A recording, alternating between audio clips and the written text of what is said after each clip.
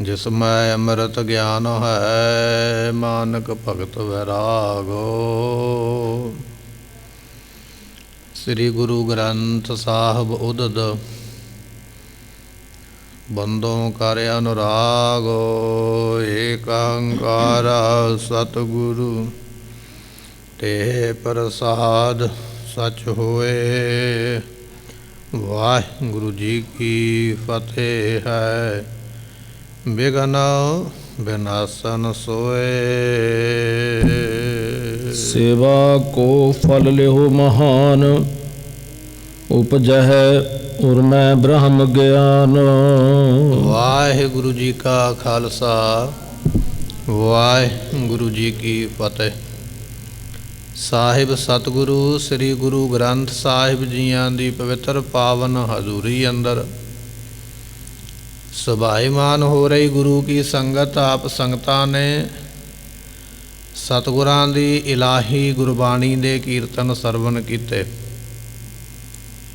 ਇਸ ਵੇਲੇ ਗੁਰੂ ਤੇਗ ਬਹਾਦਰ ਪਾਤਸ਼ਾਹ ਜੀਆਂ ਦਾ ਇਤਿਹਾਸ ਆਪਾਂ ਸਰਵਣ ਕਰਦੇ ਹਾਂ। ਗੁਰੂ ਤੇਗ ਬਹਾਦਰ ਪਾਤਸ਼ਾਹ ਜੀ ਧਮਧਾਨ ਨਗਰ ਵਿੱਚ ਪਹੁੰਚੇ ਨੇ। ਹੁਣ ਉਹ ਨਗਰ ਇੱਕ ਸ਼ਹਿਰ ਬਣ ਚੁੱਕਿਆ। ਸਤਿਗੁਰੂ ਇੱਥੇ ਪਹੁੰਚੇ ਨੇ ਤੇ ਇੱਥੇ ਇੱਕ ਸੇਵਾਦਾਰ ਨਾਮ ਹੈ ਭਾਈ ਮੇਹਾ ਜੀ। ਦਿਨੇ ਰਾਤ ਪਾਣੀ ਨੂੰ ਲਿਆਉਣ ਦੀ ਸੇਵਾ ਕਰਦਾ। ਪਾਣੀ ਦੀਆਂ ਗਾਗਰਾਂ ਸਿਰ 'ਤੇ ਚੁੱਕ ਚੁੱਕ ਕੇ ਲਿਆਉਂਦਾ। ਸਿਰ ਵਿੱਚ ਜ਼ਖਮ ਹੋ ਗਏ। ਜ਼ਖਮਾਂ ਦੇ ਵਿੱਚ ਕਿਰਮ ਪੈ ਗਏ, ਕੀੜੇ ਪੈ ਗਏ।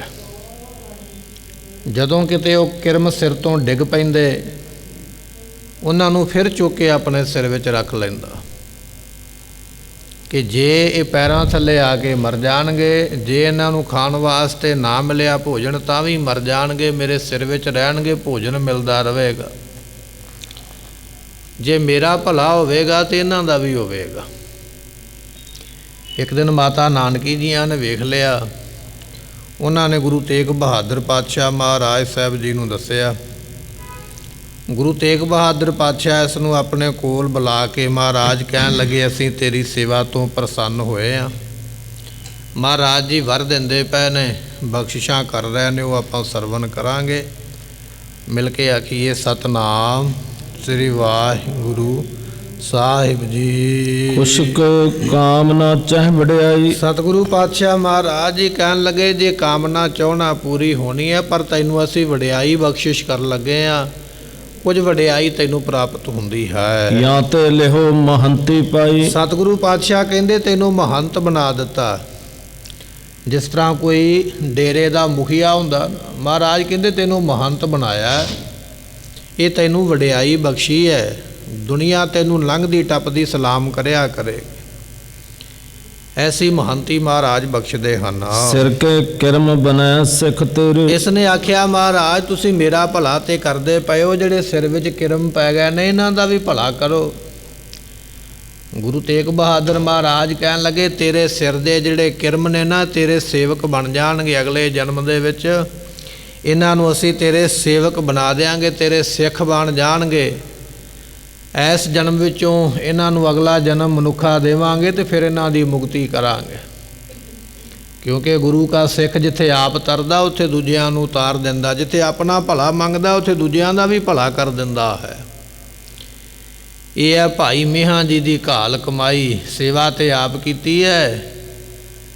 ਮਹਾਰਾਜ ਇਹਨਾਂ ਕਿਰਮਾਂ ਦਾ ਭਲਾ ਕਰ ਦਿਓ। ਤੇ ਪਾਤਸ਼ਾਹ ਕਹਿਣ ਲੱਗੇ, ਇਹ ਜਿਹੜੇ ਕਿਰਮ ਨੇ ਤੇਰੇ ਸੇਵਕ ਬਣ ਜਾਣਗੇ। ਤੂੰ ਇਨ ਚਾਹਤ ਸ਼ਰੇਕ ਨੇਰੇ। ਕਿਉਂਕਿ ਤੂੰ ਚਾਹਣਾ ਹੈ ਨਾ ਵੀ ਇਹਨਾਂ ਦੀ ਮੁਕਤੀ ਹੋਵੇ। ਗੁਰਮੁਖੋ ਸੇਵਾ ਜਿਹੜੀ ਹੈ ਨਾ ਬੜੀ ਵੱਡੀ ਹੈ।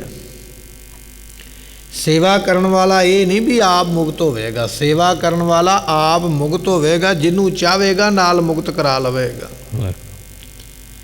ਗੁਰੂ ਅਰਜਨ ਸਾਹਿਬ ਮਹਾਰਾਜ ਜੀਆਂ ਦੇ ਬਚਨ ਸਨ। ਜਦੋਂ ਭਾਈ ਮੰਝ ਦੀ ਸੇਵਾ ਵੇਖੀ ਨਾ ਮਹਾਰਾਜ ਨੇ ਤੇ ਸਤਿਗੁਰੂ ਕਹਿਣ ਲੱਗੇ, ਮੰਝ ਗੁਰੂ ਕਾ ਬੋਏ ਥਾ ਜਗ ਲੰਘਣ ਹਾਰਾ। ਇਹ ਬਚਨ ਗੁਰੂ ਅਰਜਨ ਸਾਹਿਬ ਦੇ ਸਨ।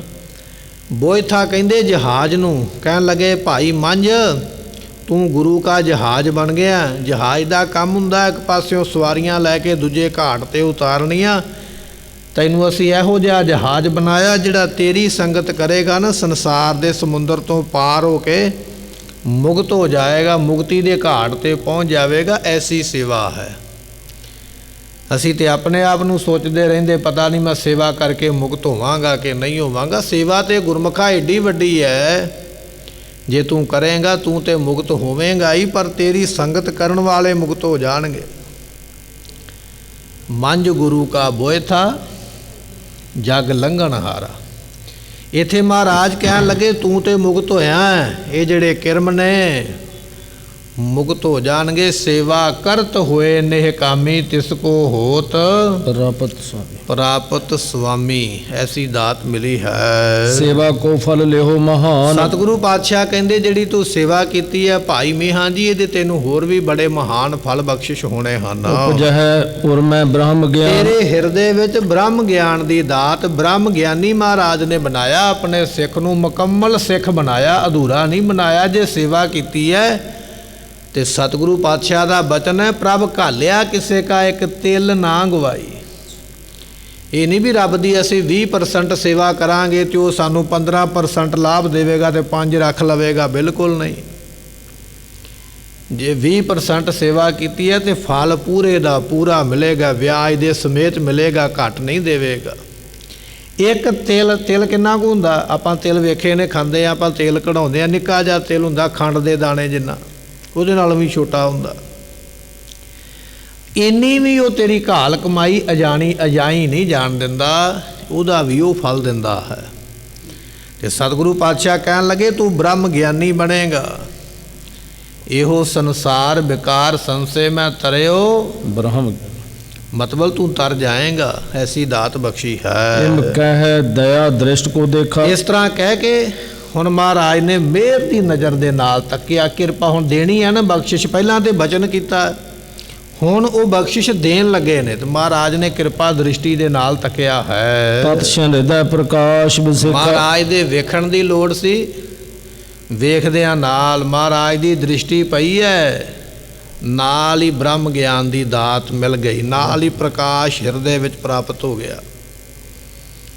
ਸਤਿਗੁਰਾਂ ਦੀ ਦ੍ਰਿਸ਼ਟੀ ਕਿਰਪਾ ਕਟਾਖ ਅਵਲੋਕਨ ਕੀਨੋ, ਦਾਸ ਕਾ ਦੁੱਖ ਬਦਾਰਿਓ। ਜਿੱਥੇ ਦੁੱਖ ਦੂਰ ਕੀਤੇ ਉੱਥੇ ਨਾਲ ਬਖਸ਼ਿਸ਼ਾਂ ਵੀ ਕਰ ਦਿੱਤੀਆਂ। ਐਸੀ ਦ੍ਰਿਸ਼ਟੀ ਮਹਾਰਾਜ ਸਾਹਿਬ ਜੀ ਦੀ ਹੈ। ਆਪ ਪੀਲ ਕਾ ਤੇ ਬੜ ਸ਼ੇਰ। ਕਹਿਣ ਲੱਗੇ ਵੀ ਜਿਵੇਂ ਕੋਈ ਬੰਦਾ ਕੀੜੀ ਹੋਵੇ ਤੇ ਕੀੜੀ ਤੋਂ ਸ਼ੇਰ ਬਣ ਜਾਵੇ, ਕਿੰਨਾ ਫਰਕ ਪੈ ਗਿਆ। ਕੀੜੀ ਵਿਚਾਰੀ ਪੈਰਾਂ ਥੱਲੇ ਆਉਣ ਵਾਲੀ ਤੇ ਸ਼ੇਰ ਤੋਂ ਦੁਨੀਆ ਭੈ ਖਾਂਦੀ ਹੈ। ਇਹ ਭਾਈ ਮੀਹਾਂ ਦਾ ਜੀਵਨ ਸੀ ਕੀੜੀ ਵਰਗਾ, ਪਰ ਸਤਿਗੁਰਾਂ ਨੇ ਬ੍ਰਹਮ ਗਿਆਨ ਦੀਆਂ ਦਾਤਾਂ ਬਖਸ਼ਿਸ਼ ਕਰਕੇ ਆਪਣੇ ਸਿੱਖ ਨੂੰ ਸ਼ੇਰ ਬਣਾਇਆ।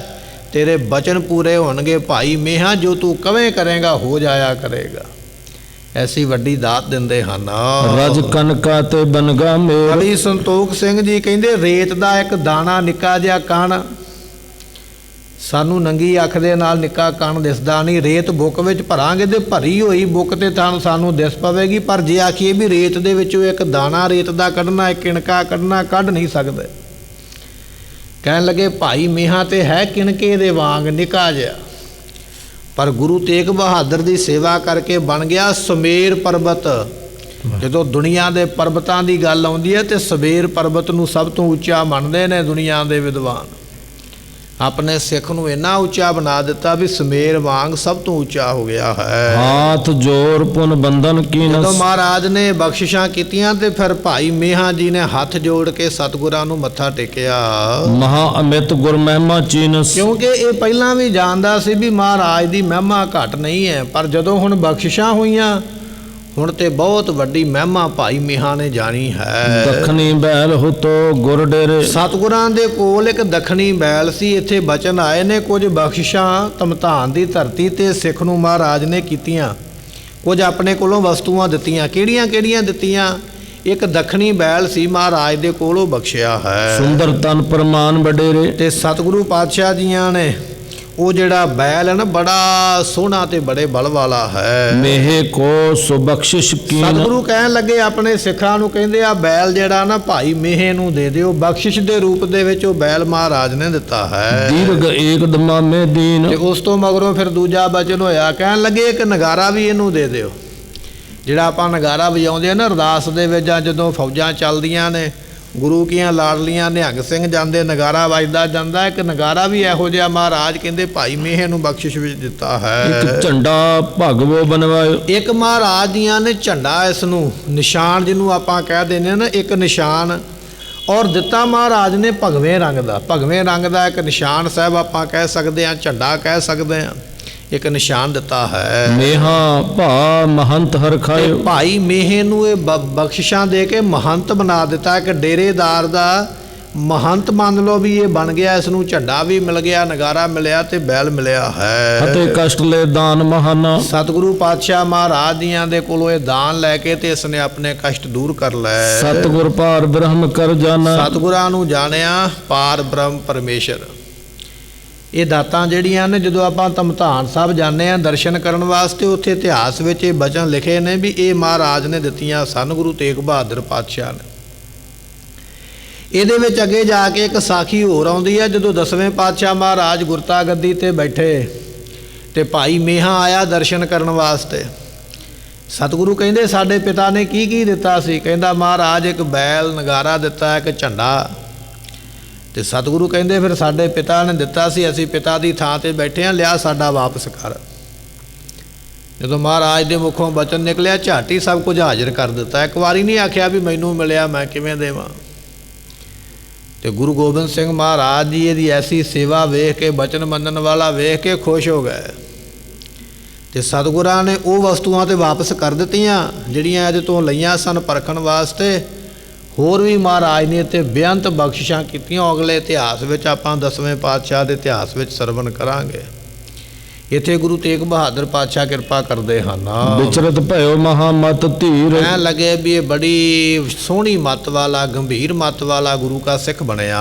ਪ੍ਰਥਮ ਕਰਿਓ ਚੇਲਾ ਲਖਮੀਰ। ਕਹਿਣ ਲੱਗੇ ਵੀ ਲਖਮੀਰ ਨਾਮ ਦਾ ਇਹਨੇ ਚੇਲਾ ਬਣਾਇਆ, ਮਹੰਤ ਜੂ ਬਣ ਗਿਆ।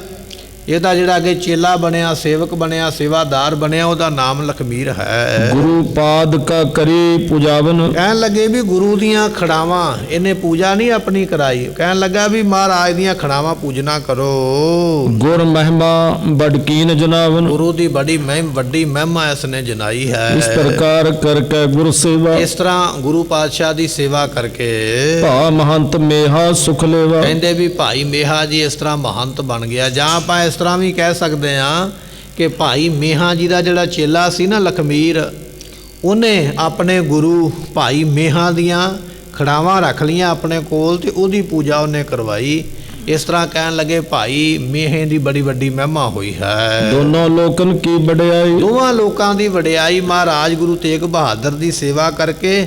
ਤੇਗ ਬਹਾਦਰ ਸਿਮਰਿਆ ਕਰਨ ਆਉਣ ਦੇ ਆਵੈ, ਧਾਏ ਸਭ ਥਾਈ ਹੋਏ ਸਹਾਇ। ਐਸੀ ਬਖਸ਼ਿਸ਼ ਹੈ।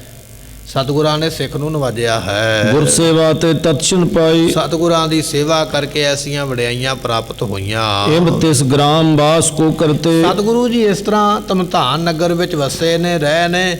ਅੱਜ ਵੀ ਆਪ ਸੰਗਤਾਂ ਉਸ ਨਗਰ ਦੇ ਦਰਸ਼ਨ ਕਰ ਸਕਦੇ ਹੋ।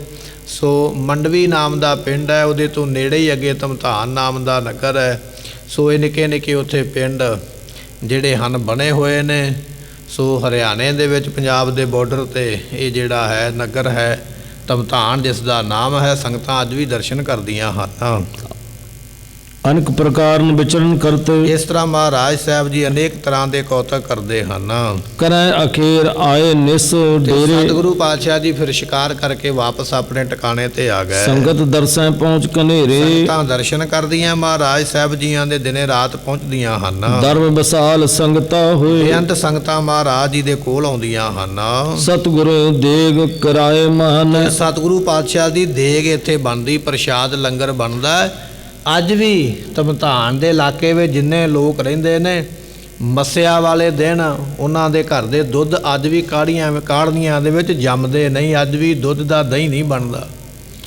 ਮੱਸਿਆ ਵਾਲੇ ਦਿਨ ਜਿਹੜੇ ਗੁਰੂ ਤੇਗ ਬਹਾਦਰ ਪਾਤਸ਼ਾਹ ਦੇ ਬਚਨ ਸਨ, ਇਤਿਹਾਸ ਵਿੱਚ ਆਪਾਂ ਸਰਵਣ ਕਰ ਲੈਣੇ ਨੇ ਕਿ ਮੱਸਿਆ ਵਾਲੇ ਦਿਨ ਅੱਜ ਵੀ ਉਹਨਾਂ ਲੋਕਾਂ ਦੇ ਘਰਾਂ ਵਿੱਚ ਜਿੰਨਾ ਮਰਜ਼ੀ ਕੋਈ ਜ਼ੋਰ ਲਾ ਲਵੇ, ਦੁੱਧ ਦਾ ਦਹੀਂ ਨਹੀਂ ਬਣਦਾ ਹੈ। ਉਸੇ ਤਰ੍ਹਾਂ ਦਾ ਦੁੱਧ ਹੀ ਰਹਿੰਦਾ।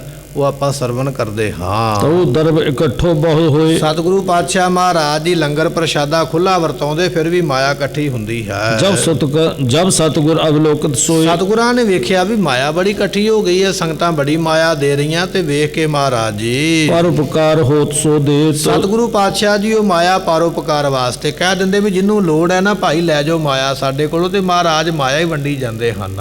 ਕੂਪ ਕਹੂੰ ਕਿਤ ਬਾਗ ਲਗੇ। ਸਤਿਗੁਰੂ ਪਾਤਸ਼ਾਹ ਜੀ ਉਸ ਮਾਇਆ ਦੇ ਨਾਲ ਜਿਹੜੇ ਪਿੰਡ ਵਿੱਚ ਪਾਣੀ ਦੀ ਲੋੜ ਹੈ ਉੱਥੇ ਖੂਹ ਲਵਾ ਦਿੰਦੇ, ਜਿਹੜੇ ਪਿੰਡ ਵਿੱਚ ਛਾਂ ਦੀ ਫਲਾਂ ਦੀ ਲੋੜ ਹੈ ਉੱਥੇ ਬਾਗ ਲਵਾ ਦਿੰਦੇ। ਜਿਹੜੀ ਮਾਇਆ ਸੰਗਤ ਵੱਲੋਂ ਆਉਂਦੀ ਇਕੱਠੀ ਨਹੀਂ ਕੀਤੀ ਜਾਂਦੀ। ਜਿਨ੍ਹਾਂ ਨੂੰ ਪਾਣੀ ਦੀ ਲੋੜ ਹੈ ਖੂਹ ਲੱਗਦੇ ਪਏ, ਜਿਨ੍ਹਾਂ ਨੂੰ ਫਲਾਂ ਦੀ ਲੋੜ ਹੈ ਰੁੱਖਾਂ ਦੀ ਲੋੜ ਉੱਥੇ ਬਾਗ ਲਵਾਉਂਦੇ ਹਨ। ਨਹਿ ਸਮੀਪ ਰਾਖੈ ਗੋਸਾਈ। ਸਤਿਗੁਰੂ ਪਾਤਸ਼ਾਹ ਜੀ ਕੋਈ ਮਾਇਆ ਆਪਣੇ ਕੋਲ ਨਹੀਂ ਰੱਖਦੇ ਹਨ। ਜਿਉ ਆਵਤ ਤਿਉ ਦੇਤ ਚਲਾਈ। ਜਿਵੇਂ ਆਉਂਦੀ ਹੈ ਉਵੇਂ ਹੀ ਅੱਗੇ ਤੋਰ ਦਿੰਦੇ ਵੀ ਅੱਜ ਆਈ ਹੈ ਕੱਲ ਨੂੰ ਵੀ ਆਵੇਗੀ। ਇਸ ਕਰਕੇ ਗੁਰੂ ਘਰ ਦੇ ਕਾਰਜਾਂ ਵਿੱਚ ਸੰਗਤ ਦੇ ਭਲੇ ਵਾਸਤੇ ਮਹਾਰਾਜ ਮਾਇਆ ਖਰਚ ਰਹੇ ਹਨ। ਦੋਹਰਾ ਸ਼੍ਰੀ ਸਤਿਗੁਰੂ ਤਮ ਧਾਨ ਮਹਿ ਬਾਸਰ ਬਸੇ ਵਿਸਾਲ। ਸਤਿਗੁਰੂ ਪਾਤਸ਼ਾਹ ਜੀ 1 ਮਹੀਨਾ ਗੁਰੂ ਤੇਗ ਬਹਾਦਰ ਮਹਾਰਾਜ ਸਾਹਿਬ ਜੀ 1 ਮਹੀਨਾ ਤਮਧਾਨ ਨਗਰ ਵਿੱਚ ਰਹੇ ਹਨ। ਲੰਮੇ ਦੇਸ਼ਨ ਸੰਗਤਾਂ ਦੇਸ਼ ਅਪਰ ਜੇ ਜਾਲ। ਕਹਿਣ ਲੱਗੇ ਵੀ ਹੋਰ ਦੇਸ਼ਾਂ ਦੀਆਂ ਦੂਰੋਂ ਦੂਰੋਂ ਸੰਗਤਾਂ ਮਹਾਰਾਜ ਦੇ ਦਰਸ਼ਨ ਕਰਨ ਵਾਸਤੇ ਆਉਂਦੀਆਂ ਹਨ। ਚੌਪਈ ਖੋਜਤ ਸੁਨਤ ਚਲਤ ਗਨ ਆਵੇ। ਸੰਗਤਾਂ ਦਰਸ਼ਨ ਕਰਨ ਆਉਂਦੀਆਂ, ਲੱਭਦੀਆਂ ਮਹਾਰਾਜ ਕਿੱਥੇ ਨੇ, ਪਤਾ ਲੱਗਦਾ ਵੀ ਤਮਧਾਨ ਦੇ ਵਿੱਚ ਨੇ, ਸੰਗਤਾਂ ਉੱਥੇ ਆ ਜਾਂਦੀਆਂ ਹਨ। ਸ਼ਰਮਤਾ ਪਹੁੰਚ ਦਰਸ ਕੋ ਪਾਵੇ। ਸਤਿਗੁਰੂ ਪਾਤਸ਼ਾਹ ਜੀਆਂ ਦੇ ਕੋਲ ਪਹੁੰਚਦਿਆਂ ਸੰਗਤਾਂ ਥੱਕ ਜਾਂਦੀਆਂ, ਪਰ ਇੱਥੇ ਦਰਸ਼ਨ ਕਰਕੇ ਆਪਣੀ ਥਕਾਵਟ ਦੂਰ ਕਰਦੀਆਂ ਹਨ। ਜਿਉਂ ਜਿਉਂ ਆਏ ਦੂਰ ਤੇ ਦਾਸ। ਜਿਵੇਂ ਜਿਵੇਂ ਦੂਰੋਂ ਦੂਰੋਂ ਸੰਗਤਾਂ ਮਹਾਰਾਜ ਦੇ ਕੋਲ ਚੱਲ ਕੇ ਆਉਂਦੀਆਂ ਹਨ। ਚਿਤ ਮਹਿ ਕਰਤੇ ਪ੍ਰੇਮ ਪ੍ਰਕਾਸ਼। ਉਵੇਂ ਉਵੇਂ ਸੰਗਤਾਂ ਆਪਣੇ ਮਨ ਦੇ ਵਿੱਚ ਬਹੁਤਾ ਪ੍ਰੇਮ ਕਰਦੀਆਂ ਹਨ। ਤਿਉਂ ਤਿਉਂ ਵੱਡ ਫਲ ਕੇ ਅਧਿਕਾਰੀ। ਜਿਵੇਂ ਜਿਵੇਂ ਕੋਈ ਦਰਸ਼ਨ ਕਰਦਾ, ਭਾਵਨਾ ਕਰਦਾ, ਉਵੇਂ ਉਵੇਂ ਵੱਡੇ ਫਲ ਮਿਲਦੇ ਹਨ। ਹੋਏ ਸਿੱਖ ਹੰਕਾਰ ਨਿਵਾਰੀ। ਤੇ ਜਿਹੜਾ ਸਿੱਖ ਬਣਦਾ ਉਹਦਾ ਹੰਕਾਰ ਮਹਾਰਾਜ ਹੀ ਤੋੜ ਦਿੰਦੇ ਹਨ। ਮਨੋ ਕਾਮਨਾ ਪ੍ਰਾਪਤ ਹੋਏ। ਸਤਿਗੁਰਾਂ ਦੇ ਦਰਬਾਰ ਵਿੱਚੋਂ ਮਨ ਦੀਆਂ ਕਾਮਨਾਵਾਂ ਪੂਰੀਆਂ ਹੁੰਦੀਆਂ ਹਨ। ਸੁਜ ਸਭ ਖਾਨ ਤੇ ਆਵਤ ਸੋਏ। ਬੇਅੰਤ ਸੰਗਤਾਂ ਮਹਾਰਾਜ ਸਾਹਿਬ ਜੀ ਦੇ ਜਸ ਕਰਦੀਆਂ ਹਨ। ਘਨੋਂ ਦਰਬ ਗੁਰ ਕੋ ਢਿਗ ਹੋਵਾ। ਸਤਿਗੁਰਾਂ ਦੇ ਕੋਲ ਬਹੁਤੀ ਮਾਇਆ ਸੰਗਤ ਵੱਲੋਂ ਆ ਰਹੀ ਹੈ। ਅਰਪ ਸੰਗਤਾਂ ਦਰਸ਼ਨ ਜੋਵਾ। ਸੰਗਤਾਂ ਅਰਪਣ ਕਰਦੀਆਂ ਆਪੋ ਆਪਣੇ ਘਰ ਦੀ ਮਾਇਆ ਤੇ ਗੁਰੂ ਦੇ ਦਰਸ਼ਨ ਕਰਦੀਆਂ ਹਨ। ਕਰਤ ਰਹੇ ਹੋ ਇੱਕ ਰਾਹਕ ਸੇਵਾ। ਇੱਕ ਜ਼ਿਮੀਂਦਾਰ ਮਹਾਰਾਜ ਦੀ ਸੇਵਾ ਤਮਧਾਨ ਦੇ ਵਿੱਚ ਕਰਦਾ ਰਿਹਾ ਹੈ। ਬੈਠੇ ਆਏ ਨਿਕਟ ਗੁਰਦੇਵਾ। ਸਤਿਗੁਰਾਂ ਦੇ ਕੋਲ ਆ ਕੇ ਬੈਠਦਾ ਜਦੋਂ ਮਹਾਰਾਜ ਬੈਠਦੇ ਹਨ। ਕੇਤਕ ਦਿਨ ਬਿਤਾਏ ਸੋ ਗਏ। ਕਹਿਣ ਲੱਗੇ ਵੀ ਕੋਈ ਦਿਨ ਇਸ ਹੋ ਗਿਆ ਇਸ ਨੂੰ ਆਉਂਦਿਆਂ ਜ਼ਿਮੀਂਦਾਰ ਨੂੰ, ਇਲਾਕੇ ਦਾ, ਪਿੰਡ ਦਾ, ਨਗਰ ਦਾ ਜ਼ਿਮੀਂਦਾਰ ਕਿਸਾਨ ਤੇ ਮਹਾਰਾਜ ਦੇ ਕੋਲ ਬੈਠਦਾ ਕਈ ਦਿਨ ਲੰਘ ਗਿਆ ਕੋਲ ਬੈਠਦੇ ਆ। ਤਿਆਰੀ ਕਰਤ ਕੂਚ ਕੀ ਭਏ। ਤੇ ਸਤਿਗੁਰੂ ਪਾਤਸ਼ਾਹ ਨੇ ਤਿਆਰੀ ਕਰ ਲਈ ਵੀ ਚਲੋ ਭਾਈ ਹੁਣ ਇਸ ਨਗਰ ਤੋਂ ਅੱਗੇ ਚੱਲਣਾ ਕਰੀਏ। ਤਬ ਸੋ ਰਾਹਕ ਪਾਸ ਹਕਾਰ। ਮਹਾਰਾਜ ਨੇ ਉਹ ਜਿਹੜਾ ਜ਼ਿਮੀਂਦਾਰ ਸੀ ਨਾ ਕੋਲ ਬੈਠਦਾ ਉਹਨੂੰ ਆਵਾਜ਼ ਮਾਰੀ, ਕਹਿਣ ਲੱਗੇ ਆ ਭਾਈ ਸਾਡੇ ਕੋਲ ਆਉਣਾ ਕਰ। ਉਤੋ ਸੋ ਦਰਬ ਦੇਵ ਤੇ ਸਾਰਾ। ਜਿੰਨੀ ਮਾਇਆ ਸੀ ਨਾ ਮਹਾਰਾਜ ਦੇ ਕੋਲ, ਸਤਿਗੁਰਾਂ ਨੇ ਸਾਰੀ ਮਾਇਆ ਉਸ ਜ਼ਿਮੀਂਦਾਰ ਨੂੰ ਦੇ ਦਿੱਤੀ ਤੇ ਦੇ ਕੇ ਕਹਿਣ ਲੱਗੇ ਹੁਕਮ ਕਰਿਓ ਬੜ ਕੂਪ ਖਨਾਵੋ। ਕੀ ਬਚਨ ਕੀਤਾ? ਕਹਿੰਦੇ ਆ ਮਾਇਆ ਦੇ ਕੇ ਚੱਲੇ ਆ, ਇਹ ਗੁਰੂ ਘਰ ਦੀ ਮਾਇਆ, ਇੱਥੇ ਪਾਣੀ ਦੀ ਬੜੀ ਲੋੜ ਹੈ। ਭਾਈ ਮੇਹਾਂ ਬੜੀ ਦੂਰੋਂ ਪਾਣੀ ਲੈ ਕੇ ਆਉਂਦਾ, ਤੂੰ ਇਸ ਮਾਇਆ ਦੇ ਨਾਲ ਇੱਥੇ ਖੂਹ ਲਵਾਉਣਾ ਹੈ। ਇਹ ਬਚਨ ਪਾਤਸ਼ਾਹ ਨੇ ਆਖੇ ਹਨ। ਧਨ ਗਨ ਲਾਏ ਨੀਕ ਬਨਵਾਵੋ। ਇਹ ਸੋਹਣੀ ਮਾਇਆ ਖਰਚ ਕੇ ਇੱਥੇ ਬੜਾ ਚੰਗਾ ਖੂਹ ਲਵਾ ਸੰਗਤ ਦੇ ਪਾਣੀ ਪੀਣ ਵਾਸਤੇ। ਇਸ ਥਲ ਧਰਮਸਾਲ ਚੁਨਵਾਵੋ। ਦੂਜਾ ਬਚਨ ਕੀਤਾ ਵੀ ਇੱਥੇ ਇੱਕ ਧਰਮਸਾਲ ਬਣਾਉਣੀ ਹੈ। ਧਰਮਸਾਲ ਤੋਂ ਭਾਵ ਹੁੰਦਾ ਵੀ ਜਿਵੇਂ ਆਪਾਂ ਅੱਜ ਕਹਿ ਦਿੰਦੇ ਹਾਂ ਵੀ ਸਰਾਂ ਬਣੀ ਹੋਈ ਹੈ ਠਹਿਰਨ ਵਾਸਤੇ, ਵੀ ਜੇ ਕੋਈ ਰਾਹੀ ਪਾਂਧੀ ਜਾਵੇ ਤੇ ਉਹਨੂੰ ਇੱਥੇ ਰਹਿਣ ਵਾਸਤੇ ਕਮਰਾ ਮਿਲੇ, ਬੰਦਗੀ ਕਰਨ ਵਾਸਤੇ ਜਗ੍ਹਾ ਮਿਲੇ। ਜੇ ਕੋਈ ਸਾਧੂ ਸੰਤ ਕੋਈ ਚੱਲਦਾ ਫਿਰਦਾ, ਕੋਈ ਪੀਰ ਫਕੀਰ ਆਉਂਦਾ ਰੱਬ ਦੀ ਬੰਦਗੀ ਵਾਲਾ, ਤੇ ਉਹ ਵੀ ਇੱਥੇ ਬੈਠ ਸਕੇ। ਇਸ ਤਰ੍ਹਾਂ ਦਾ ਇੱਕ ਸੋਹਣਾ ਟਿਕਾਣਾ ਬਣਾਉਣਾ ਕਰੋ। ਉਹ ਸਿੱਖ ਸਾਧ ਬਹੁਰ ਬੈਠਾ ਤੇ ਇੱਥੇ ਫਿਰ ਸਿੱਖ ਤੇ ਸਾਧੂਆਂ ਨੂੰ ਬਿਠਾਉਣਾ ਕਰੋ। ਹੁਣ ਬਚਨ ਤੇ ਮਹਾਰਾਜ ਨੇ ਕੀਤਾ, ਪਰ ਜ਼ਿਮੀਂਦਾਰ ਜਿਹੜਾ ਨਾ ਮਾਇਆ ਤੇ ਲੈ ਲਈ, ਪਰ ਇਹ ਕਰਨ ਵਾਲਾ ਕੁਝ ਨਹੀਂ ਹੈ। ਪਰ ਮਹਾਰਾਜ ਕਹਿੰਦੇ ਵੀ ਇੱਥੇ ਇੱਕ ਨਗਰ, ਇੱਕ ਇੱਥੇ ਖੂਹ ਤੇ ਇੱਕ ਸੋਹਣੀ ਧਰਮਸ਼ਾਲਾ ਬਣਾਉਣਾ ਕਰੋ। ਬ੍ਰਿੰਦ ਮਹੀਰੋ ਸਫਲ ਮੰਗਾਵੋ। ਤੇ ਇੱਥੇ ਵਧੀਆ ਰੁੱਖ ਲਾ, ਜਿਨ੍ਹਾਂ ਰੁੱਖਾਂ ਦਾ ਫਲ ਮਿਲੇ, ਫਲਦਾਰ ਰੁੱਖ ਜਿਹੜੇ ਨੇ ਇੱਥੇ ਲਵਾਉਣੇ ਹਨ। ਧਨ ਕੋ ਖਰਚੋ ਬਾਗ ਲਗਾਵੋ। ਇਹ ਜਿੰਨੇ ਧਨ ਤੈਨੂੰ ਦੇ ਕੇ ਚੱਲੇ ਆ, ਖਰਚ ਦੇਣਾ ਰੱਖੀ ਨਾ ਆਪਣੇ ਕੋਲ। ਜਿੰਨੀ ਮਾਇਆ ਖੂਹ ਤੇ ਲੱਗਦੀ ਲਾ ਦੇ, ਜਿੰਨੀ ਧਰਮਸ਼ਾਲਾ ਤੇ ਲੱਗਦੀ ਉਹ ਵੀ ਲਾ ਦੇ, ਬਾਕੀ ਜਿਹੜੀ ਬਚ ਗਈ ਬਾਗ ਲਵਾ ਦੇ। ਜਿੱਥੇ ਕਿ ਫਲਦਾਰ ਬੂਟੇ ਹੋਣਗੇ। ਸ਼ਰਧਾ ਸਹਿਤ ਕਾਜ ਇਹ ਕਰੋ। ਮਹਾਰਾਜ ਕਹਿਣ ਲੱਗੇ ਵੀ ਸ਼ਰਧਾ ਰੱਖਣੀ ਹੈ ਤੇ ਇਹ ਕਾਰਜ ਪੂਰਾ ਕਰਨਾ ਜਿਹੜਾ ਕਹਿ ਕੇ ਚੱਲੇ। ਹਾਂ, ਹਿਰਦੇ ਆਪਣੇ ਲੋਭ ਨਾ ਧਰੋ। ਆਪਣੇ ਮਨ ਵਿੱਚ ਲੋਭ ਨਾ ਕਰ ਲਈ ਕਿਤੇ ਵੀ ਮਹਾਰਾਜ ਤੇ ਚਲੇ ਗਏ ਤੇ ਮੈਨੂੰ ਹੁਣ ਮਗਰੋਂ ਕਿਹਨੇ ਪੁੱਛਣਾ, ਆਪਾਂ ਆਪਣੇ ਖੀਸੇ ਵਿੱਚ ਮਾਇਆ ਪਾ ਲਈਏ। ਇਸ ਤਰ੍ਹਾਂ ਨਹੀਂ ਕਰਨਾ, ਲੋਭ ਨਹੀਂ ਕਰਨਾ, ਇਹ ਮਾਇਆ ਲਾਉਣੀ ਹੈ। ਅਪਰ ਸਤਲ ਜੇ ਚਾਹੇ ਲਿਆ ਇਹਦੇ ਤੋਂ ਬਿਨਾ ਜੇ ਹੋਰ ਵੀ ਕਿਤੇ ਮਾਇਆ ਲੱਗਣ ਵਾਲੀ ਹੋਈ, ਕੋਈ ਲੋੜ ਹੋਈ ਤੇ ਉੱਥੇ ਵੀ ਤੂੰ ਲਾ ਸਕਦਾ ਹੈ। ਕੁਛ ਨਾ ਬਨੈ ਬਾਦ ਸਭ ਜਾਇਓ। ਤੇ ਮਹਾਰਾਜ ਕਹਿਣ ਲੱਗੇ ਜੇ ਇਹਦੇ ਤੋਂ ਬਿਨਾ ਆਪਣੇ ਘਰ ਵਿੱਚ ਵਰਤੇਗਾ ਤੇ ਤੇਰਾ ਕੁਝ ਰਹਿਣਾ ਕੁਝ ਨਹੀਂ, ਸਭ ਕੁਝ ਵਿਅਰਥ ਹੀ ਚਲੇ ਜਾਣਾ। ਇਹ ਵੀ ਬਚਨ ਸਾਡੇ ਨਾਲ ਹਨ। ਇਮ ਅਨਗਨ ਧਨ ਤਿਸ ਕੋ ਦੀਨ। ਸਤਿਗੁਰੂ ਪਾਤਸ਼ਾਹ ਮਹਾਰਾਜ ਜੀ ਇੱਥੇ ਮਾਇਆ ਇਹਨੂੰ ਦੇ ਕੇ ਆਪ ਚਲੇ ਗਏ ਹਨ। ਕੂਬਾ ਕੀ ਆਏ ਸਕੀਨ। ਸਤਿਗੁਰੂ ਪਾਤਸ਼ਾਹ ਕਹਿ ਗਿਆ ਵੀ ਖੂਹ ਜ਼ਰੂਰ ਲਵਾਈ ਔਰ ਬਾਗ ਵੀ ਲਵਾਉਣਾ, ਇਹ ਆਗਿਆ ਮਹਾਰਾਜ ਨੇ ਦਿੱਤੀ ਹੈ। ਮਨੋ ਕਾਮਨਾ ਸੰਗਤ ਲੀਨ। ਜਿੰਨੀਆਂ ਜਿੰਨੀਆਂ ਸੰਗਤਾਂ ਆਈਆਂ ਸਤਿਗੁਰੂ ਪਾਤਸ਼ਾਹ ਜੀਆਂ ਨੇ ਸਾਰਿਆਂ ਦੀਆਂ ਮਨ ਦੀਆਂ ਕਾਮਨਾਵਾਂ ਪੂਰੀਆਂ ਕੀਤੀਆਂ। ਨਿਜ ਨਿਜ ਸਦਨ ਪਿਆਨੋ ਕੀਨ। ਸਤਿਗੁਰਾਂ ਨੇ ਸਾਰਿਆਂ ਨੂੰ ਸਰੋਪੇ ਦਿੱਤੇ ਵੀ ਜਾਓ ਭਾਈ ਸੰਗਤੇ, ਹੁਣ ਤੁਸੀਂ ਆਪੋ ਆਪਣੇ ਘਰ ਨੂੰ ਚੱਲੋ, ਅਸੀਂ ਇੱਥੋਂ ਅੱਗੇ ਜਾਣਾ।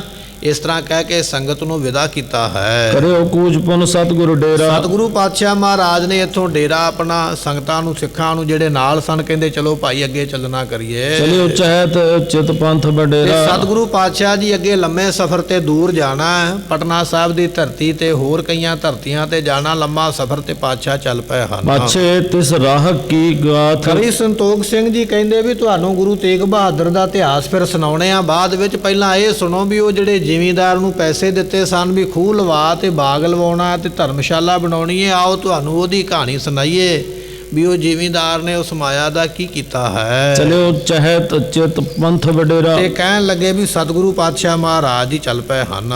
ਪਾਛੇ ਤਿਸ ਰਾਹ ਕੀ ਗਾਥ। ਉਦੋਂ ਮਗਰੋਂ ਕਹਿੰਦੇ ਜ਼ਿਮੀਂਦਾਰ ਦਾ ਜੋ ਇਤਿਹਾਸ ਹੈ ਅਹ ਤਨਕ ਸੁਣੀਐ ਹਿਤ ਸਾਥ। ਕਵੀ ਜੀ ਕਹਿੰਦੇ ਥੋੜਾ ਜਿਹਾ ਹੀ ਹੈ, ਮੈਂ ਬਹੁਤਾ ਲੰਮਾ ਨਹੀਂ ਲੈ ਕੇ ਜਾਵਾਂਗਾ ਕਥਾ ਨੂੰ, ਥੋੜੀ ਜੀ ਗੱਲ ਹੈ, ਤੁਹਾਨੂੰ ਸੁਣਾਈ ਚੱਲਦੇ ਹਾਂ ਵੀ ਉਸ ਬੰਦੇ ਨੇ ਮਾਇਆ ਦਾ ਮਗਰੋਂ ਕੀ ਕੀਤਾ ਹੈ। ਧਨ ਕੋ ਦੇਖ ਲੋਭ ਹੋਏ ਆਇਓ। ਹੁਣ ਸਤਿਗੁਰਾਂ ਨੇ ਜਦੋਂ ਖੁੱਲੀ ਮਾਇਆ ਦਿੱਤੀ, ਇਹਨੇ ਕਦੇ ਇੰਨਾ ਧਨ ਵੇਖਿਆ ਨਹੀਂ ਸੀ। ਧਨ ਬਹੁਤਾ ਵੇਖ ਕੇ ਲਾਲਚ ਆ ਗਿਆ, ਲੋਭ ਆ ਗਿਆ ਮਨ ਦੇ ਵਿੱਚ ਵੀ ਮੇਰੇ ਕੋਲ ਤੇ ਇੰਨੀ ਮਾਇਆ, ਮੈਂ ਤੇ ਇਹਦੀ ਜ਼ਮੀਨ ਖਰੀਦ ਸਕਦਾ, ਮੈਂ ਤੇ ਵੱਡੀਆਂ ਵੱਡੀਆਂ ਹਵੇਲੀਆਂ ਬਣਾ ਸਕਦਾ, ਮੈਂ ਤੇ ਆਪਣੇ ਕਾਰੋਬਾਰ ਸ਼ੁਰੂ ਕਰ ਸਕਦਾ। ਸਤਿਗੁਰਾਂ ਦੀ ਦਿੱਤੀ ਮਾਇਆ ਵੇਖ ਕੇ ਮਨ ਵਿੱਚ ਲੋਭ ਆ ਗਿਆ ਹੈ। ਨਹਿ ਚਾਹਤ ਕੁਛ ਕਾਜ ਬਣਾਇਓ। ਇਹ ਹੁਣ ਮਨ ਬੇਈਮਾਨ ਹੋ ਗਿਆ, ਸੋਚਦਾ ਪਿਆ ਮਹਾਰਾਜ ਤੇ ਚਲੇ ਗਏ, ਉਹਨਾਂ ਨੇ ਕਿਹੜਾ ਇੱਥੇ ਮੁੜ ਕੇ ਆਉਣਾ। ਗੁਰੂ ਸਾਧ ਦਾ ਕੋਈ ਟਿਕਾਣਾ ਥੋੜੀ ਹੈ। ਗੁਰੂ ਵੀ ਜਿੱਧਰ ਨੂੰ ਮੌਜ ਕੀਤੀ ਚਲੇ ਜਾਣਾ, ਸਾਧੂ ਨੂੰ ਜਿੱਧਰ ਨੂੰ ਮੌਜ ਕੀਤੀ ਚਲੇ ਜਾਣਾ, ਕਿਉਂਕਿ ਸਗਲੀ ਧਰਤੀ ਸਾਧ ਕੀ, ਸਾਰੀ ਧਰਤੀ ਸਾਧੂ ਦੀ ਹੈ, ਆਪਣੀ ਮਰਜ਼ੀ ਨਾਲ ਵਿਚਰਦਾ ਹੈ।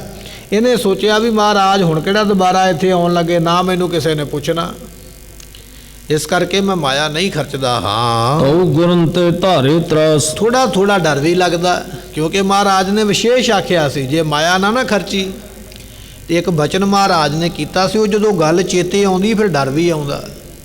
ਕੀ ਬਚਨ ਆਖਿਆ ਹੈ? ਹੋਏ ਨਾ ਅਸ ਮਮ ਬੰਸ ਬਿਨਾਸ਼। ਮਹਾਰਾਜ ਨੇ ਆਖਿਆ ਸੀ ਜੇ ਮਾਇਆ ਨਾ ਖਰਚੇਗਾ ਤੇ ਤੇਰੀ ਬੰਸ਼ ਨਾਸ ਹੋ ਜਾਣੀ ਹੈ, ਤੇਰਾ ਅੱਗੇ ਰਹਿਣਾ ਕੋਈ ਨਹੀਂ, ਅੱਗੇ ਕੁੱਲ ਨਹੀਂ ਚੱਲਣੀ, ਕੁੱਲ ਬੰਦ ਹੋ ਜਾਣੀ ਹੈ, ਅੱਗੇ ਤੇਰੀ ਪੀੜ੍ਹੀ ਖਤਮ ਹੋ ਜਾਣੀ ਹੈ। ਇਹ ਬਚਨ ਵੀ ਮਹਾਰਾਜ ਨੇ ਆਖਿਆ। ਜਦੋਂ ਉਹ ਗੱਲ ਚੇਤੇ ਆਉਂਦੀ ਹੈ ਉਦੋਂ ਡਰ ਜਾਂਦਾ ਵੀ ਮਹਾਰਾਜ ਕਿਤੇ ਬਚਨ ਪੂਰਾ ਹੀ ਨਾ ਹੋ ਜਾਵੇ। ਗੁਰੂ ਦੀ ਗੱਲ ਚੇਤੇ ਆਉਂਦੀ ਹੈ, ਡਰ ਆਉਂਦਾ ਹੈ। ਜਦੋਂ ਮਾਇਆ ਦਿਸਦੀ ਹੈ ਤੇ ਲੋਭ ਆ ਜਾਂਦਾ, ਲੋਭੀ ਹੋ ਜਾਂਦਾ। ਕਹਿਣ ਲੱਗੇ ਫਿਰ ਲੋਭ ਤਰੰਗਨ ਅਦਕ ਵਿਚਾਰ। ਪਰ ਗੁਰੂ ਦਾ ਡਰ ਤੇ ਘੱਟ ਹੈ, ਲੋਭ ਦੀਆਂ ਲਹਿਰਾਂ ਵੱਡੀਆਂ ਨੇ, ਲੋਭ ਦੀਆਂ ਛੱਲਾਂ ਜ਼ਿਆਦੀਆਂ ਨੇ, ਲੋਭ ਦਾ ਬਹਾ ਜ਼ਿਆਦਾ ਰੋੜਨ ਵਾਲਾ। ਗੁਰੂ ਦਾ ਭੈ ਘੱਟ ਹੈ, ਡਰ ਆਉਂਦਾ ਜ਼ਰੂਰ ਹੈ ਵੀ ਮੇਰੇ ਤਾਂ ਰਹਿਣਾ ਕੱਖ ਨਹੀਂ, ਪਰ ਲੋਭ ਨੇ ਆਖਿਆ ਕੋਈ ਗੱਲ ਨਹੀਂ, ਗੁਰੂ ਕਿਹੜਾ ਵੇਖਣ ਲੱਗਾ।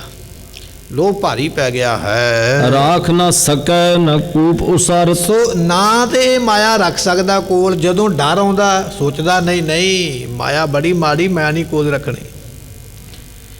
ਤੇ ਜਦੋਂ ਮਾਇਆ ਦਾ ਲੋਭ ਆਉਂਦਾ ਕਹਿਣ ਲੱਗਾ ਫਿਰ ਮੈਂ ਖਰਚਣੀ ਨਹੀਂ ਹੈ। ਨਾ ਤੇ ਹੁਣ ਖੂਹ ਬਣਾਉਂਦਾ ਪਿਆ, ਮਹਾਰਾਜ ਨੇ ਆਖਿਆ ਪਹਿਲਾਂ ਖੂਹ ਲਵਾਓ ਫਿਰ ਧਰਮਸ਼ਾਲਾ ਬਣਾਓ।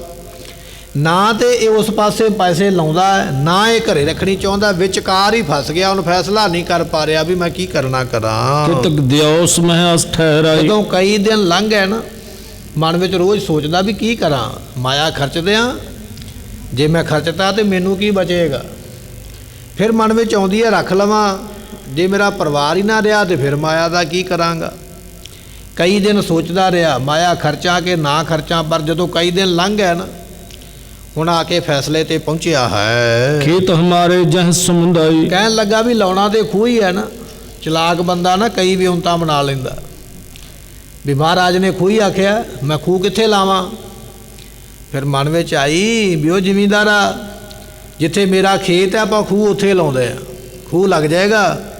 ਮਹਾਰਾਜ ਦਾ ਬਚਨ ਪੂਰਾ ਹੋ ਗਿਆ ਵੀ ਖੂਹ ਲਾਤਾ ਤੇ ਪਾਣੀ ਪਵੇਗਾ ਮੇਰੇ ਖੇਤ ਨੂੰ।